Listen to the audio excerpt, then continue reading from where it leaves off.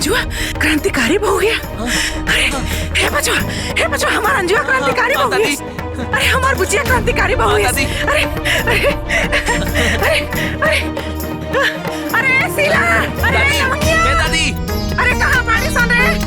अरे मुन्नी, अरे लौंगिया कहाँ बाड़ी रे? कहा दीदी? अरे क्रांतिकारी बहू का पता चल गई रे। अरे हम आओ तनी दीदी। अरे आओ तनी रुकी। क्या हो क्रांतिकारी बहू? अरे हाँ चल गई पता। अरे लोग बताओ थे ना। आओ चला बताओ थे। अरे बचिया लोग, अरे सुना सुन रे, अरे यहाँ आवा सुन रे। अरे दुल्हन, अरे क्रांतिकारी बहू पता चल गई हो। चल। अरे किस्सा सुनते ना। अरे चंद्रशेखर जी, अरे समधिन जी। तो अंजुआ के घर हो? अरे अंजुआ ना क्रांतिकारी बहू। अरे चंद्रशेखर जी, अरे समधिन जी, कहाँ बाड़ी लोगन हो? अरे यहाँ सुनी जी, कहाँ बाड़ी लोग?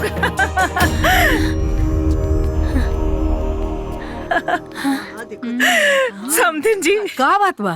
अरे जोन सारा संसार के दुखिया के दुख दूर कर दिया ना, अरे वो क्यों और नहीं के और पतो और हमार भतीजी अंजुआ ही है। सच बात है ना? कितना अच्छा काम करी। अंजू छुटको क्रांतिकारी बहू, एकर मतलब ये सब करे वाला हमारा अंजू ही है।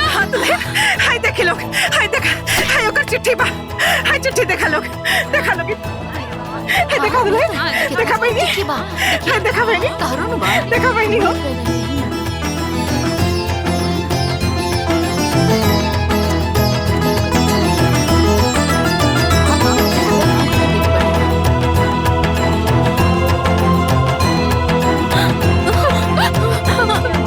मंजली, हाँ हमनी के जकरा चिट्ठी लिखले रहनी ओ ये ही रे। हाँ दीदी,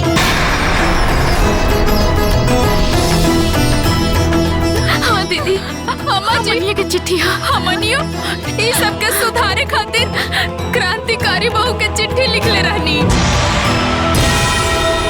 ओ ये ही हमरा अंजू एक घर के नरक से स्वर्ग बनावे वाली हमार छोटकू हिया। छोटकू बाकी हमारा अंजुआ बिया कहाँ? अरे घर में बाड़ी ना। आई चली घर में बाड़ी। अंजू घर में बाड़ी।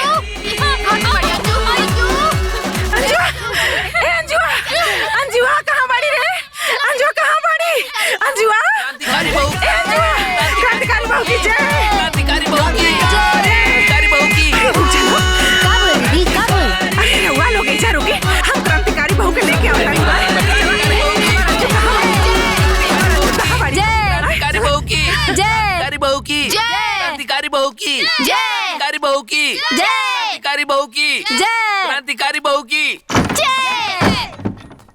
अरे ए अंजू, हाय देखा के आइल बा। देख हे बुचिया, अरे हाय देख।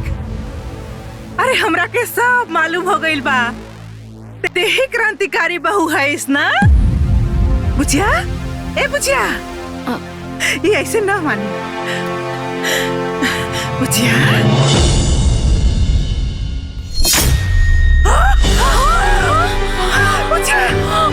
अरे क्या हो गई रे? अरे हमरे बुचिया के क्या भाई?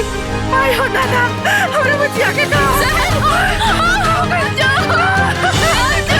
बुचिया, अरे बुचिया क्या कर रही है बुचिया?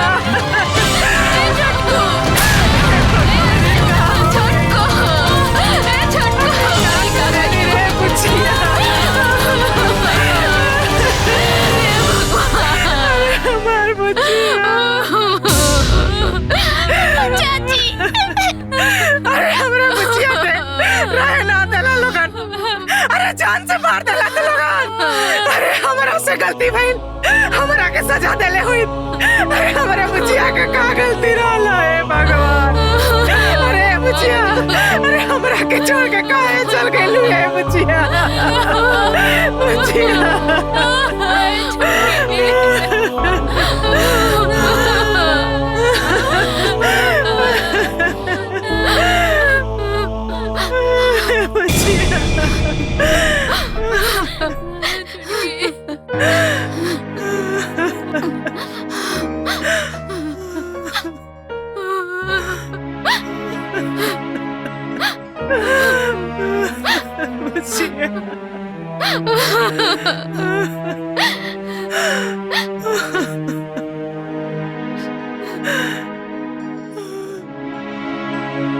अगर हमरा से कोनो गलती भइल होखे त माफी चाहतानी।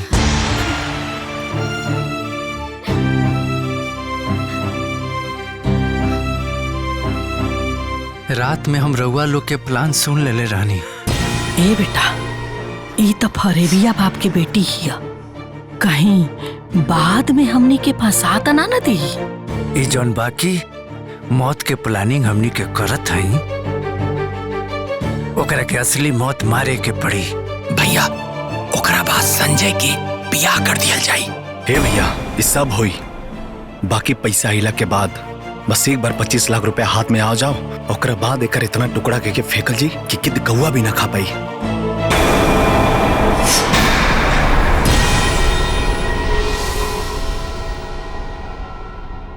और अगर हम जहर से मर जाती तो रुआ सबके जेल भी हो जाइत,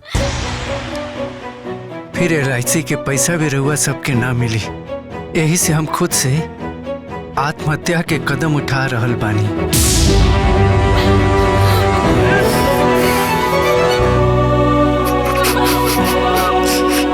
बाबूजी, रुआ से हम का शिकायत करी?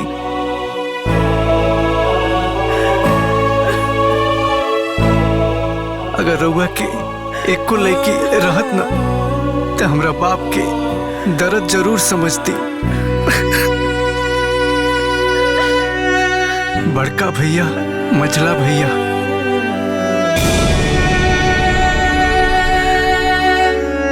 हम रउआ लोगन से माफी चाहतनी, काहे से कि वो लोग के चिट्ठी लिखला से क्रांतिकारी बहू के रूप में रउआ लोग के पीटे वाला हम ही रहनी।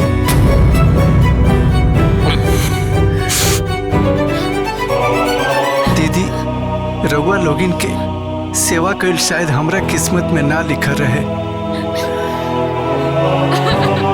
हमार बुआ झूठ बोल के हमार बियाह करैलक, वो अपना हिसाब से सही काम कैलक।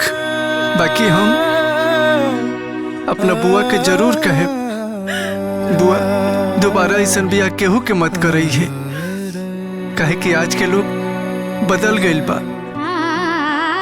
ओकरा रिश्ता और रिश्तेदार ना, पैसा के भंडार चाहिए।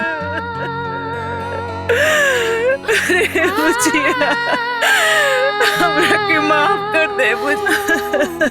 अरे ऐसा गलती हम कबो न करब रे बुझ। सासू माँ,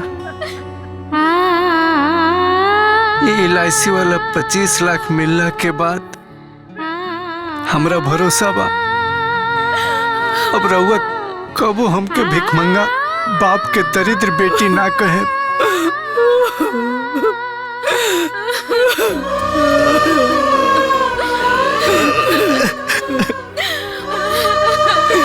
रउआ जना पत्नी के मांग में सिंदूर डलनी, ओकरा साथे तलाक के कागज ना रखती और बिना तलाक के ही हम रउआ के जीवन से निकल गई नी।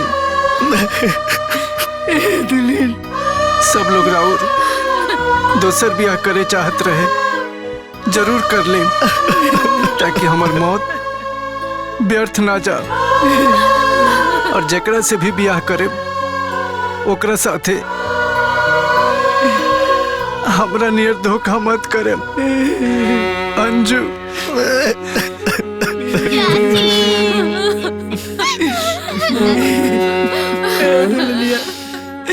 उठ न रे, उठ न रे। भगवान, हमरे के माफी मांगे के मौका ना देला।